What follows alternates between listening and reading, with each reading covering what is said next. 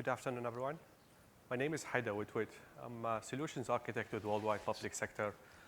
I've been in my role for about 4 years now, and during this time I had many networking conversations with our customers about how they can connect their data centers and facilities outside of AWS to AWS Cloud. And this is going to be the topic of our session today. To set expectations, this is going to be a deep networking session. So I apologize for having this within a migration track. I told them what I'm going to talk about, and they said, that's fine, you can go ahead with that. Expectations from your side is that you should be familiar with like basic AWS and networking concepts. Like I expect you to know what AWS Virtual Private Cloud is. So when I say VPC, you know what I'm talking about. Like the basic routing within the VPC. What VPN is, for example, what's static routing versus dynamic routing. When I say BGP is the dynamic routing protocol that primarily we support with AWS. So I'll go through these things really fast without explaining these concepts are, and I expect that you can kind of pick up from what I mentioning these acronyms. So hopefully we're going to make this really kind of a good session. I know it's the end of the day, so hopefully I'll go slow, and you let me know if I'm going slow or faster than you guys can handle. The stuff we want you to walk away at the end of the session today is to understand the networking connectivity options that AWS provide to connect your facility, your data center, your colo facility, your office to AWS Cloud. And since there have been significant changes in the past year, we want to touch on what those changes are and how did we actually basically learning from your pain points, from the challenges that you're running through, how we collected this data and addressed them in the features that we announced. And then during the session, we'll touch on how AWS services are using these network connectivity options to enable use cases for hybrid deployments, migrations, and DR architects. At the end of the session, we will also touch on a partner solution with VMware Cloud and AWS offering and how they utilize these network connectivity options to enable the migration use cases with their platform. Level set for the terminology. When we talk about the hybrid connectivity, it's the network foundation. It's the network component that enable the connection of storage or compute resources in the cloud with some customer resources outside of the cloud. So it's the network connectivity piece that we will discuss today, and what this service or level of backbone will enable you to serve different use cases.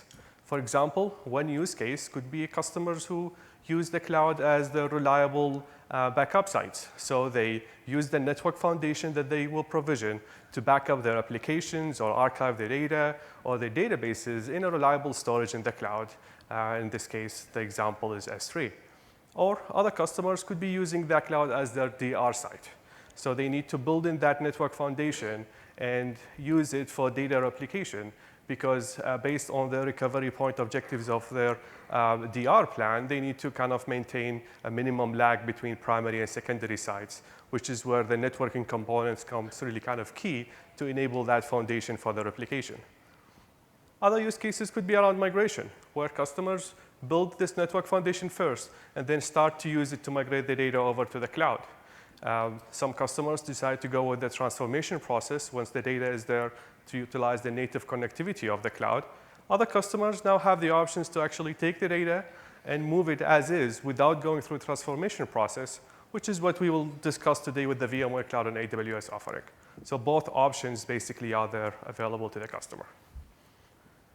So when we talk about connectivity options, there are really three options: the public internet, VPN, and AWS Direct Connect.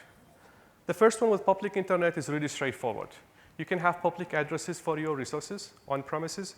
We give you the option to assign public addresses for your resources at the cloud, and our public endpoints also have IP addresses, public IP addresses, and you only need a reliable internet connection to enable the connectivity between the two sites. So we're not going to spend time today talking about that. Our focus will be on the VPN offering or VPN options with AWS and the AWS Direct Connect. The first one with VPN, IPsec, that's the protocol that enables you to authenticate and encrypt IP packets. There are two options primarily when it comes to create VPN connections to AWS. There is the AWS Managed VPN endpoints, and there is the Customer Managed. We will touch on both, explain the difference, where it makes sense to use each. And then Direct Connect, AWS Direct Connect is the service that will allow you to have a dedicated connection to AWS Cloud. And this connection will give you the advanced networking experience, the lower data transfer rates. We have about 48 locations now where you can actually bring in your connection that will hook you up to the cloud, to our cloud. And when you work with AWS, you get to choose between 1 or 10 gig port speeds. Or you can work with one of our AWS partners to kind of get sub of these gigs connections. We'll touch in those points in more details. So starting with the AWS Managed VPN. This is the Managed VPN solution from AWS side that will give you endpoints on AWS side to connect to your virtual private clouds or your VPCs. It comes in a form of connection. Every connection basically is a combination of 2 tunnels to provide high availability for the endpoints on AWS side. These are public endpoints. So when you create VPN connections, you need 2 ends. This is the end on our side where we'll create 2 and give you a configuration file so you go and kind of put in the configuration on your side to bring in these connections up. From a crypto protocol perspective, we support AES-256, SHA-2, and the latest DH group. It also supports NAT-T, so for situations, or traversal NAT. So for situations where your VPN server sits behind a NAT device, so it's using a private IP address, but the public IP address actually sits in front of a NAT device. We also support that model. This is what NAT traversal is. From a cost perspective, you pay 5 cents per hour per connection. That includes both of the VPN tunnels within the connection. From a routing perspective, it supports both static and dynamic routing. Dynamic routing with AWS, it's always BGP. So that's something that we can maybe agree on at this point. The way it integrates with your VPC is really straightforward. The first thing you need to do is to create what we call the virtual private gateway. The virtual private gateway is this logical entity that you associate to your VPC, and we will create the VPN endpoints inside this VGW. So to create a connection, basically, you first start with creating the virtual gateway. We abbreviate by VGW. You need to provide public IP addresses for your VPN server on your side. And then we'll go through the creation process through console or CLI. Takes a minute or 2. We'll give you 2 public endpoints. These 2 public endpoints, with that, will give you a configuration file for what you need to put on your CGW side, on your customer gateway side. Once you do the association for the VGW to the VPC, we will advertise the entire VPC range from our side. From your side, of course, you will control what routes you advertise over this connection, depends on static or dynamic routing. You will have control for what VPC subnets will utilize this connection, because every VPC subnets actually have a route table.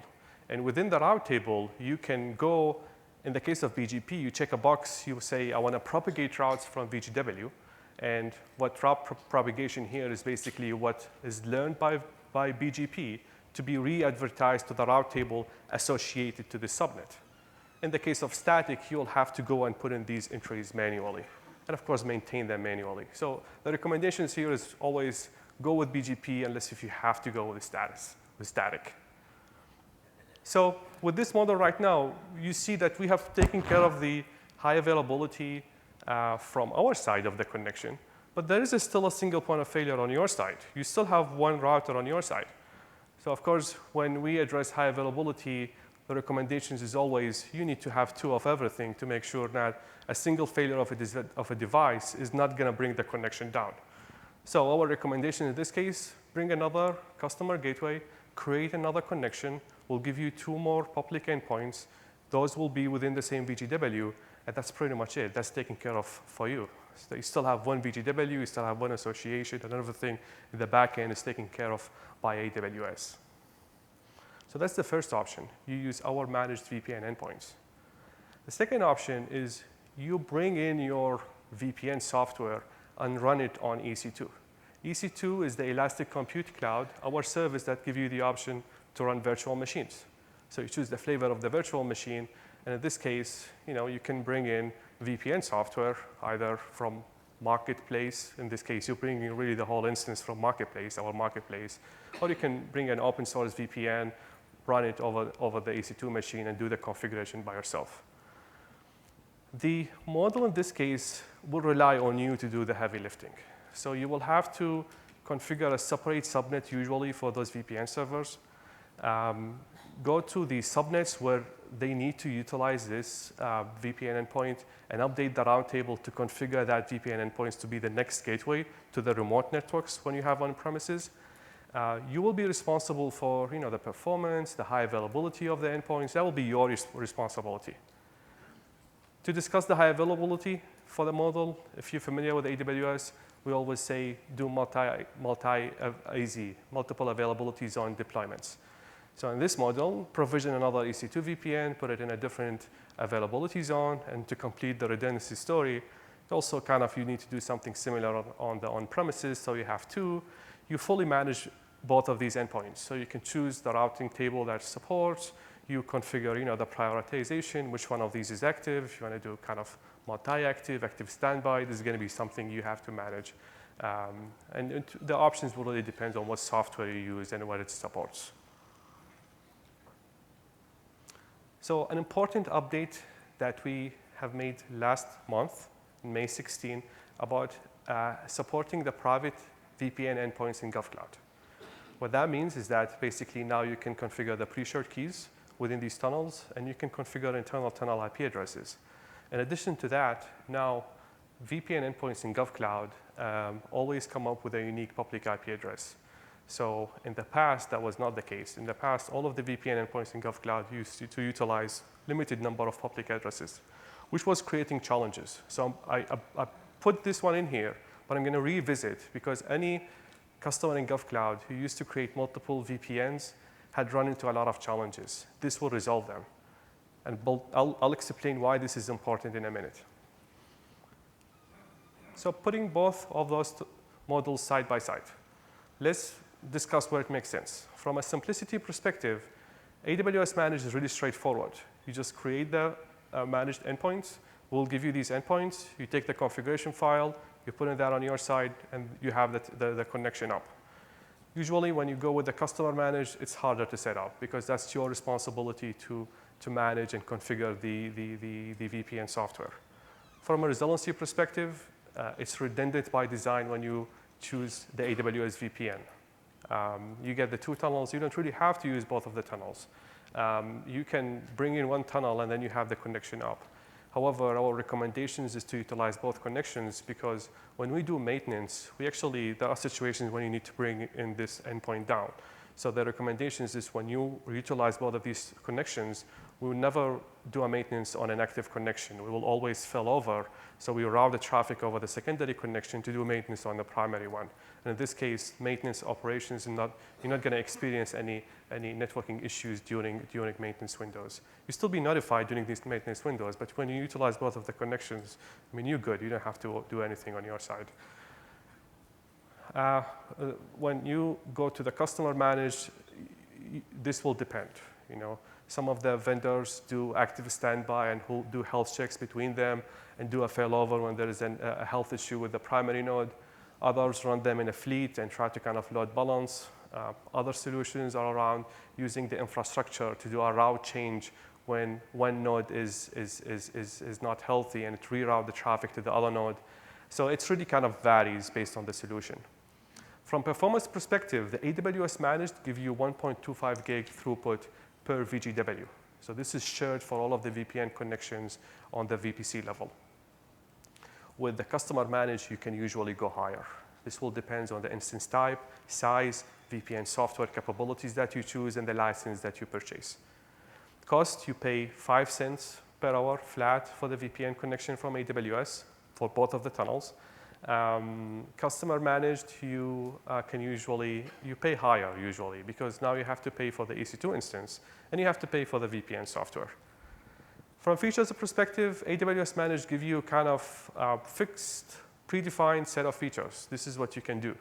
If you need to do more, like I need additional logging or I need additional like a routing protocol that you guys don't support, I want to do like OSPF, or I want to do IPS, and I need to be able to kind of add capabilities to work on the traffic, like inline capabilities. That's where we see customers kind of going with a different VPN and choose the vendor that supports these requirements.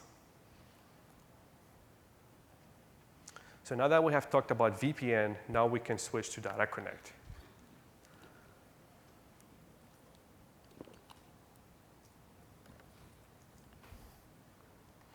So AWS Direct Connect is a physical connection, is your physical connection where you can use to connect to AWS backbone. There are two primary use cases for Direct Connect. The first one is you want to get the enhanced networking experience. This is your own dedicated connection where you get a low latency, high throughput, high bandwidth. There are models where you can share a connection with others. There are models where you will own this 1 gig or 10 gig or lagged multiple Direct Connect circuits. So you will have this networking kind of consistent experience. The other use case is a reduced data transfer rates. We have some customers who do a lot of data transfer from the cloud, off the cloud to a different site. And when they do that over the internet, there is a price rate. When they do that over Direct Connect, there's a reduced price rate for that. So if you're doing a lot of data transfer from the cloud to on-premises, that's another significant use case where we see our customers adopting the Direct Connect model. By the way, Direct Connect, we most of the time abbreviate it to DX. So when I say DX, I mean Direct Connect. The service have support virtual interfaces. Those virtual interfaces depends on what you want to connect to. If you need a connection to a VPC, you create a virtual private internet interface. Virtual private interface lives within that VGW that associates to a VPC. If you need to connect to public endpoints like S3 or any public IP address in the cloud, you need to use a public virtual interface. And BGP in both cases takes care of the routing. The service is really engineered to support multi-account, multiple AWS accounts. So one account can own the connection, but that account can create virtual interfaces and share these virtual interfaces with other accounts, which means that you can own this connection, and then if you have multiple accounts deployments, that's not really kind of be a limitation where you cannot utilize this service from other accounts. And this is a model where the telco providers also use in the case of the hosted interface connections, where they own the connection and they share a virtual interface with your account. BGP is the only routing protocol supported. Static is not supported with Direct Connect. And it's also use VLAN tagging to do the segregation between the connection, the virtual interface connections on a Direct Connect circuit. The best way to kind of explain that from a network perspective, think about this as a VLAN trunk. When you configure a VLAN trunk between two endpoints, you do the segregation by doing multiple VLANs. Every VLAN is a separate tag, and this is how it works. Every virtual interface is a separate VLAN, and that's basically how we will segregate that traffic. When you work with AWS, you get to choose between 1 gig or 10 gigs in a single or lagged connections. We support up to 4 lags per connection, which means that you can get up to 40 gig throughput over a single lagged Direct Connect circuit. If you want less, you can work with partners, and partners can give you from 50 megs all the way to 500 megs at 50 megs increment. In this case, they have a Direct Connect circuit, they own it, they will just share the virtual interfaces with you. It depends if you want to access a VPC or if you want to access a public endpoints. And then you choose, say, I want to have a public virtual interface, or I need a private virtual interface. The way it works is that we have Meet Me locations. This map shows you some of the Meet Me locations in US and Canada, where we have put hardware in these facilities. These facilities are not managed by AWS. They are managed by facility providers, telco partners. You find the region, the location that's closest to you, and you will work with a telco provider or a Direct Connect partner to connect you to this facility. Every one of these Meet Me locations are local homed to a region, which means that in the past, that's really used to limit what you can talk to. So if you connect to a meet me location in US East 1, in the past that means that you can only connect to resources in US East 1. However, we have changed this model, and I'll touch about the change in a minute. Similar, when you go outside the United States and Canada, there are also meet me locations in other regions. Showing here the example in Europe and Asia Pacific. You also have these regions, and you have multiple meet me locations, and every one of them is local home to a region. The change that we have made in November 1st last year is that we announced the global access. What the global access means is that we have built the backbone that connects our regions together in a way that now we can enable you to connect to a single location. This example, this Perth Meet Me location in Canada. You connect to one location and you can access any VPC or any public IP address or a public resource on any AWS region except China. That includes GovCloud as well. So you can have one connection anywhere, any of these locations, and go over AWS backbone. We will route you over AWS backbone to any location you need on any AWS region. Never route the traffic over internet, everything over AWS backbone. So let's discuss the scenarios from a physical connectivity perspective, which is, at this point, you have chosen the meet me location. What happened next? The first scenario is you have hardware in this facility. Let's say you have a colo, you have one rack in a cage, or you have an entire cage, or you have a presence there. So in this case, this is really straightforward. All you need to do is to request a cross connect from the facility provider, and they will connect your hardware to our hardware, and you're good to go. Your circuit is up. You can create these virtual interfaces. This is really sometimes we get questions into how close I can get to AWS. This is as close as you can go when you have a physical hardware, because now we really have a low latency to the AWS resources when you connect from these Meet Me facilities. The second scenario is where you don't have hardware. What you can do in this case is you can work with one of our Direct Connect partners, or really typically any telco provider who can provide you with the L2 connectivity between your layer 3 device, your router, and this facility so that you can cross-connect to our hardware. In this case, you're not going to have this layer 3 device in this facility. You just need the L2 extension. We have a really long list of DX partners that can do that for you. If you have a business relationship with a telco provider who's not on the list, that's not a blocker. They can still connect you as long as they provide the connectivity. You should be able to be kind of good to go as long as you own the connection. The third model is where you don't want to own the connection. You don't want to own that DX router or the Direct Connect or your edge of the connection to our router where the BGP session will run. You can work with one of our DX partners.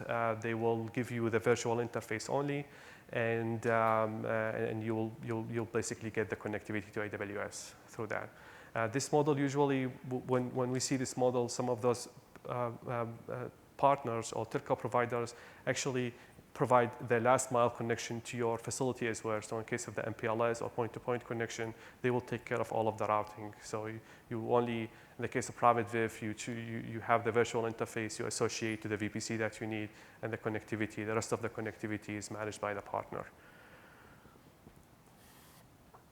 Before we talk about the new changes in Direct Connect, let's talk about the previous model.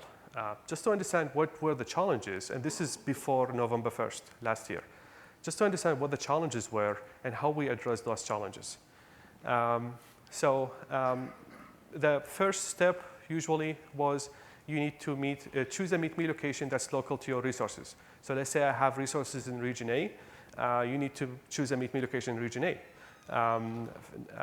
Request the account, and this account could be owned by request a connection, and this connection, for example, is requested and owned by account A.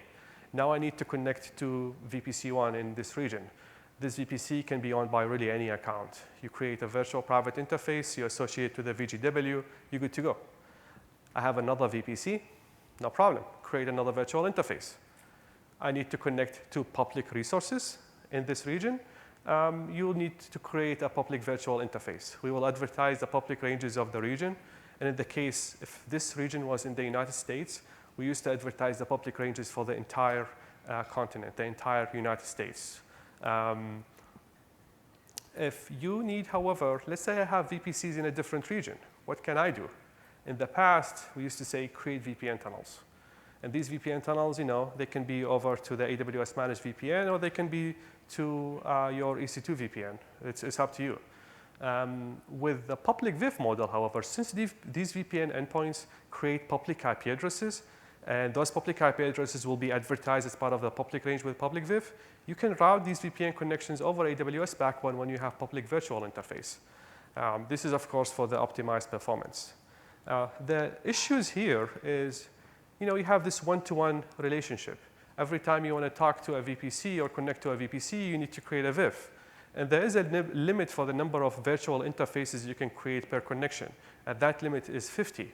So if I have more than 50 VPCs that I need to connect to, I needed to create another VPN, another DX circuit. And of course, those VPCs that I can connect to with private VIF was only in the same region where I'm connected to. Resiliency perspective, if, of course, no single point of failure. So if you need to make sure that you don't have a single point of failure, create another DX circuit, choose a different facility, meet me location for the same region. This is to address where you have redundancy across facilities as well, and then just recreate these connections. So you have double the number of BGP sessions that you have to manage.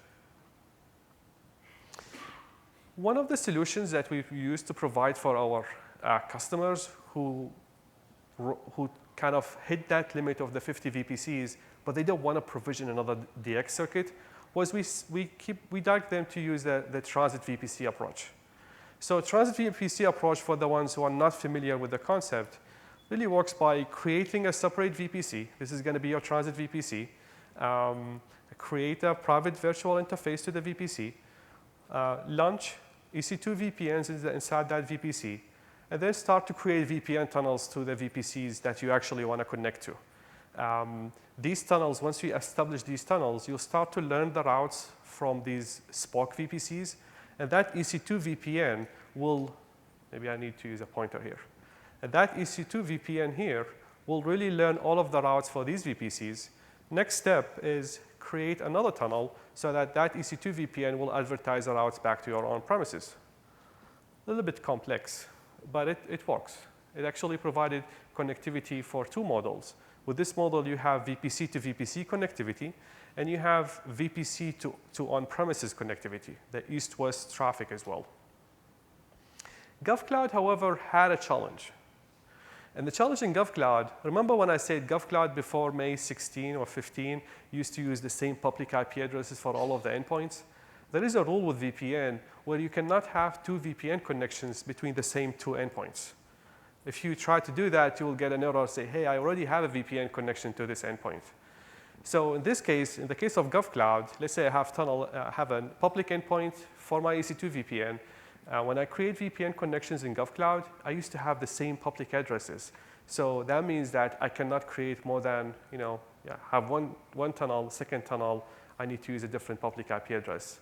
So the solution was you can use EC2 VPN, since these EC2 VPNs always come up with a public IP address. This is the EIP that you associate, the elastic IP address that you associate.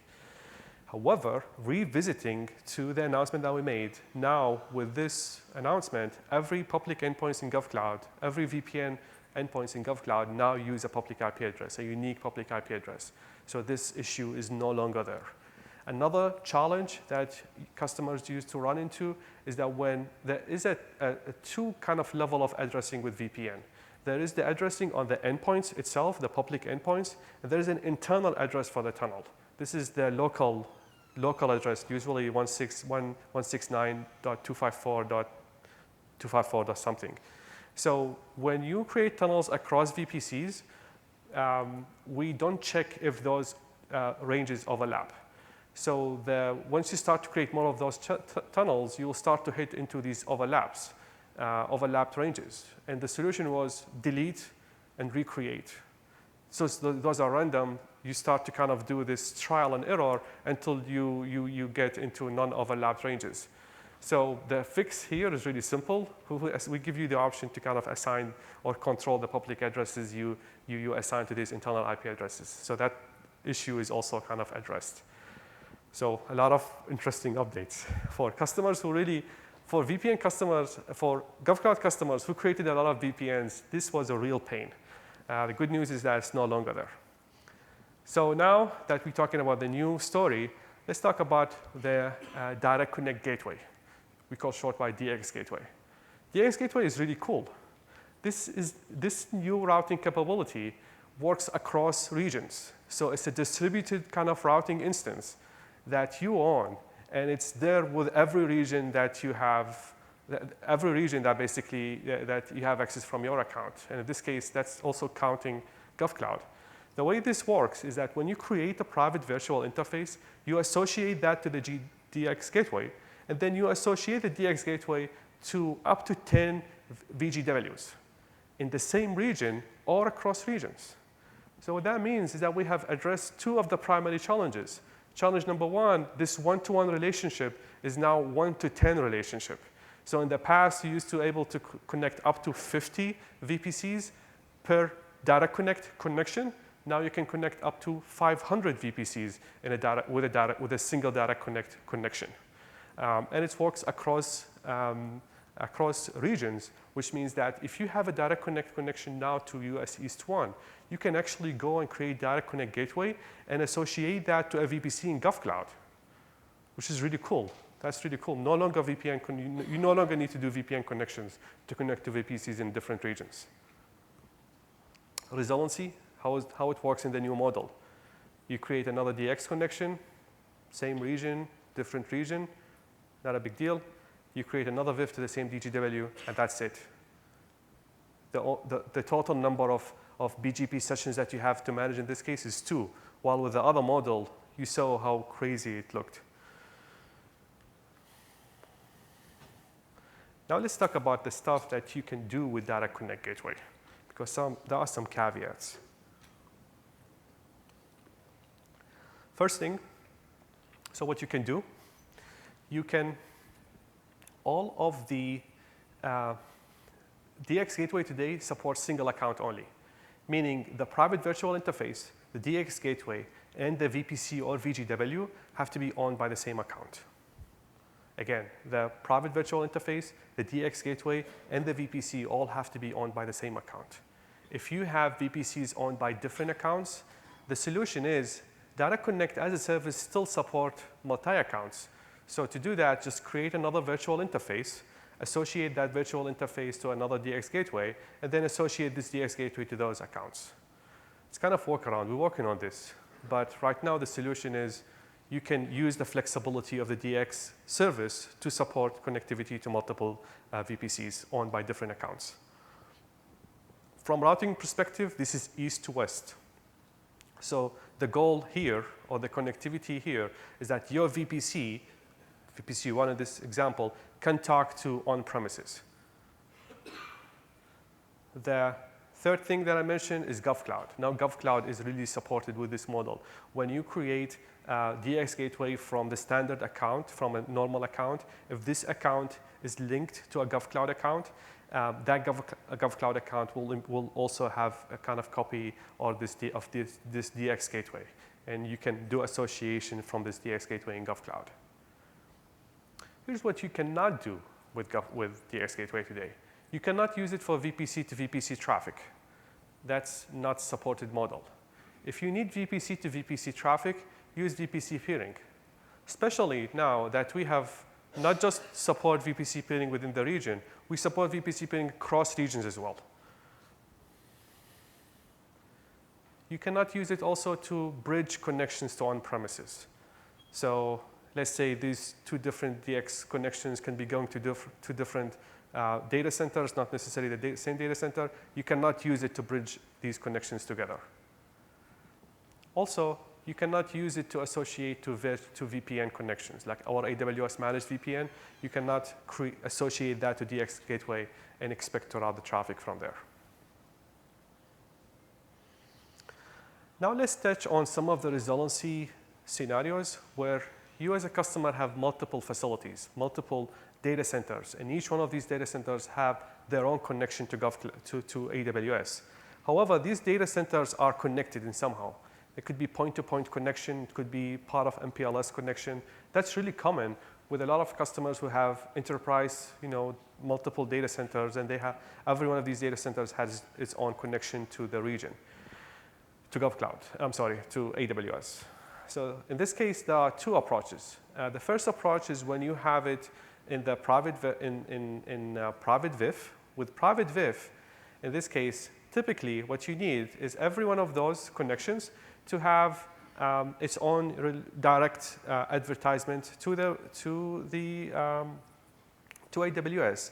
However, you want to utilize somehow where you advertise a secondary path through that secondary site. So in the case if Direct Connect 1 is down, AWS will reroute your traffic through Direct Connect 2, and then you will take care of that through your interconnect between these two sites. And similar thing with Network 2. The way we support that is with local BGP preferences. So you can tag your advertisement in a way where you provide a higher preference for the primary connection and a lower preference for the secondary connection. In this case, let's say DX2 is down or going through a maintenance window with AWS or whatever reason, we will basically reroute traffic to Network 2 through Direct Connect 1. But we'll only do that in case if DX1 is down, if that BGP session is down. Same model, however, I'm doing public interfaces now, public virtual interfaces. Normally, direct advertisement goes through the local DX, and you want secondary advertisements to go through the secondary site. The way we do that or support that with public VIF is through AS path prepending. And we require that you use public ASN numbers that you own for this model. Private ASNs will not be honored for this model.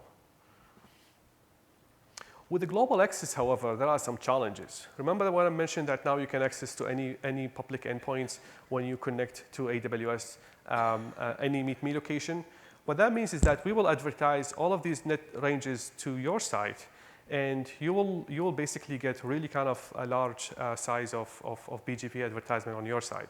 So the way this creates some challenges, and challenges from both sides, what you learn from AWS and what you advertise to AWS. So the first thing is the direction of what you can advertise to AWS. You can control to limit that advertisement within the same region you connected to, or within the same continent, or you can really basically advertise it or tell AWS to advertise it globally. And you do that by community tags, BGP community tags. So what I have listed here is basically the community tags that you can use to control where AWS or how far AWS will advertise the public ranges you gave us. In the return path, you can also learn the routes. When we advertise routes for you, we will tag these routes, and we will tell you if this route is local from the same region that you connected to, continent, or basically if there's no tag, global. Another important concept is what VPC endpoints you can access over Direct Connect. And this will depend on the type of endpoints. Today, AWS supports two types of endpoints. There is the gateway endpoints, where S3 and DynamoDB use as services. And those endpoints don't really present a private IP address within your network or within your VPC. Because we don't support transit routing, you cannot access S3 directly through a private virtual interface. If you want to access S3 directly, you basically use a public virtual interface, and the public virtual interface will give you a public IP address. We'll advertise the public ranges and where you can access the service directly. The other model is when you want, is with the private link powered endpoints. The difference is that these endpoints present a private IP address within your IP space for the VPC. And in this case, since you're really communicating with a service that has an IP address within your VPC scope, you can directly access these services from Direct Connect. This is really useful for use cases where you have a service, and this service helps you with migration or with data archiving, and you want to access this service directly from private VIF. Now let's touch some of the services that utilize Direct Connect. The first one I'm going to talk about is Amazon EFS, Elastic File Service. Elastic File Service is a scalable managed file service service from AWS where you can create this file system, and with this specify what availability zones within your VPC where you want to create these mapping points. Mapping points are the endpoints represented by DNS or private IP address that you can map to your system and start to use the file system. The way it works with Direct Connect is really straightforward. It's basic routing and it works. If you have a private virtual interface connecting your VPC to these resources, you can simply map these endpoints to your on-premises server and write the data on it. When you write the data on it, your data is actually in the cloud. So imagine use cases where you're migrating your data. Straightforward. Just put the data on this file system. It's already in the cloud. Backup. Your data lives in the cloud. If this entire on-premise site is down, your data is fine. You can just map to the data in the cloud and then read it from there. So both of these simple use cases are supported. Another service is File Gateway. File Gateway is one of the flavors of AWS Storage Gateway. It's a service that will give you an appliance, an on-premises appliance where you install on-premises using your VMware environment and your local SAN storage. And this appliance will give you multiple capabilities. One of them is a file share. That's a file share, NFS file share that's backed by S3. So you can create up to 10 file shares, and every one of these file shares is mapped to a separate S3 bucket. And when you basically put the data there, your data is in this S3 bucket that you own. There is a level of caching built by the service to kind of optimize the read-write. If you can run this over public internet or AWS Direct Connect. When you do with Direct Connect, you're basically minimizing the lag window when the data is written on the local drive and when it's synced to the cloud. The syncing process here is obviously asynchronous, so you're minimizing the downtime when you do these replications. The other use case with disaster recovery, when you do kind of warm standby or active-active, you basically need to do a data replication between your primary database node to your secondary database node. So when you do that in a kind of where your primary site is on premises and your secondary site is in the cloud, you need this reliable connection between them to do the data replication. Direct Connect is a great fit for this use case. Direct Connect in this case will minimize the lag. The technique to replicate the data will vary, depends on the database engine itself. But eventually, you need the backbone that will do the replication. In the case of disaster strike, then you need to fail over. Depends on, the process will depend on if you're doing pilot light or, warm standby or active-active. If it's warm standby, then you need to basically automate the deployments of your app build, your application to your builds. If it's an active-active, then you already have them running and you're just going to do a DNS change, and your database should have the technique to kind of fail over and mark your secondary database as primary. The partner offering I mentioned that we will touch on today is the VMware Cloud and AWS. VMware Cloud and AWS is a partner offering that we jointly engineered together, AWS and VMware, to enable VMware bring in their VMware vSphere capabilities and offer them in a form of managed clusters. These clusters are software-defined data centers. We call them short by SDDCs. To understand the integration story, let's kind of get some details about the networking of these clusters. The smallest cluster size from VMware starts with 4 node hosts. These nodes run directly on EC2 bare metal hardware. So the ESXi is the hypervisor level, and the networking is provided by AWS for the connectivity between the cluster nodes. But VMware use NSX, which is their network virtualization platform, to create overlay networks. These overlay networks are 2 types. The first type is for the management tier, which is what they call the appliance subnet. This is where they put in vCenter. If you're familiar with VMware, you understand that there's a vCenter, usually that's manage your cluster and your VMs. This is an example for an appliance that will live within this management network. It's protected by an edge device, which is an NSX device called Management Gateway, abbreviated to MGW here. The other type of the networks is the logical networks, which are your networks. When you create VMs, you put them on these logical networks. These are separate from the management and protected by a separate gateway called the CGW, or the compute gateway. When you take that stack, put it on the right as your VMware cluster in the cloud, you typically have a VMware cluster on premises.